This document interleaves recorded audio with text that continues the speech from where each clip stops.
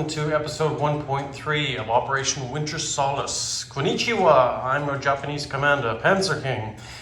And we're going to dive right into this turn. It's going to be quite short for Japan. I'll show you what we have decided to buy. So Japan has decided to buy a destroyer, one infantry, and upgrade one of their medium factories to a major. So that is their buy there. They have a total of 16 bucks, and that is what they've decided. At the end of this turn, provided they don't attack China, which I don't think is going to be the case, we're probably going to get that $3 American peacetime bonus. And Japan also has one technology roll. So we're going to do that first. Japan has elected to go for wartime economy, and we need 7 or more. And look at that, we have a 9. So they are banging away up to wartime economy with the Germans. And that's where they move there. Incidentally, you probably just saw Hilltop's video. The communists have done well. I think they're up to $6 now, which is crazy. It's more than, or at least the same as the Americans. And of course the communists as well, the USSR, they did a few movements, but they were able to get wartime economy and to get advanced artillery. So I'm sure that has made Stalin very happy.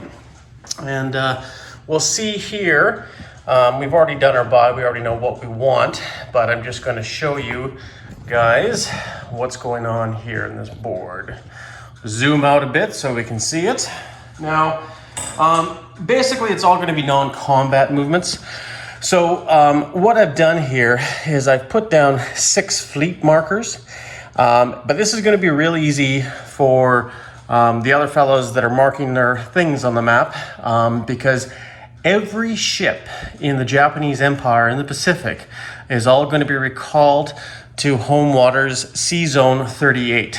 So that is going to be including Task Force the 21st, this destroyer, and transport in Sea Zone 89 will also come in here, as well as this light cruiser and submarine will also be coming home.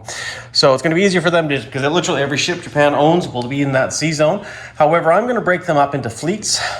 They don't have to, but I'm going to just for ease. So what we're going to have here is we're going to have the 25th fleet right here.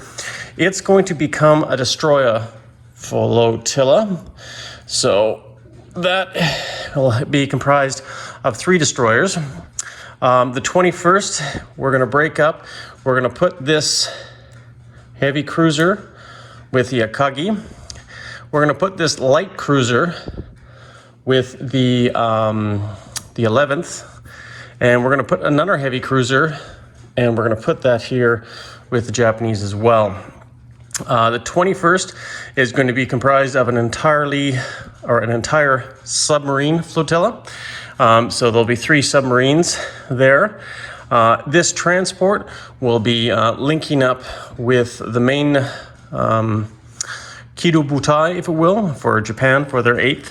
And we have another light cruiser here, which will go with the 31st. It's kind of balancing out the navies. You may notice here there's a capital ship kind of as the flagship in each one of these fleets, and then we have some smaller flotillas as well. This transport here will be going to the 31st, and this coastal sub, actually, we'll put the coastal sub and the torpedo boat destroyer in the 5th fleet as a home defense force for now. And that's how it's going to stay. Once again, we're moving the 5th over here too. Forgot to mention that, so literally all the ships are in port, and there's 6 potential fleets that are coming back to intercept and get some new orders from the Emperor. And that is pretty much done now. Just a side note here, we'll go right over here and zoom in on Kyushu there. You notice here there's a factory, and I did say I'm upgrading that factory. So this will be coming off, and it's going to take a full turn to develop. But this is the only factory on this side of the waters. But I read the instructions, and you can put the old number, which was a medium factory, is three units on that side. So that's exactly what I'm going to do. Well, I don't need 3 because I don't have 3 units. I'm going to put this destroyer that I've just bought, and it will go into the 25th Destroyer Flotilla. And this infantry will be placed here. Not a lot of movements anywhere else. Everything else is staying where it is. I just wanted to consolidate the Navy this turn, and yeah, that is it. Now, since Japan did not declare war or attack anybody, it will get its American peacetime bonus. So will go to the 16 bucks that they have. And that is basically Japan's turn, and it's over and done with. So what we'll do now, just before we sign off, we're gonna just look at what's happened here in communist China. Actually, we'll go around to the other side of the board, and you'll see that the map looks a little bit different.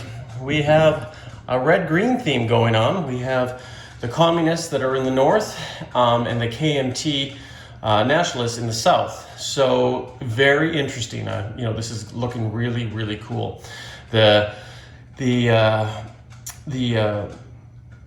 Chinese communists, they rolled, I believe it was 2, and that's what they needed, either 1 or 2 to influence the northern warlords there, based out of Peking. And sure enough, they Hilltop rolled a 2. So that's good for him. Very good. I think he actually had a very good roll overall. There's still many other warlords, 5 other factions in China to potentially influence. See how that goes if Japan doesn't attack. And then, of course, over here we see this little fella right here. The Russians lend-leased a communist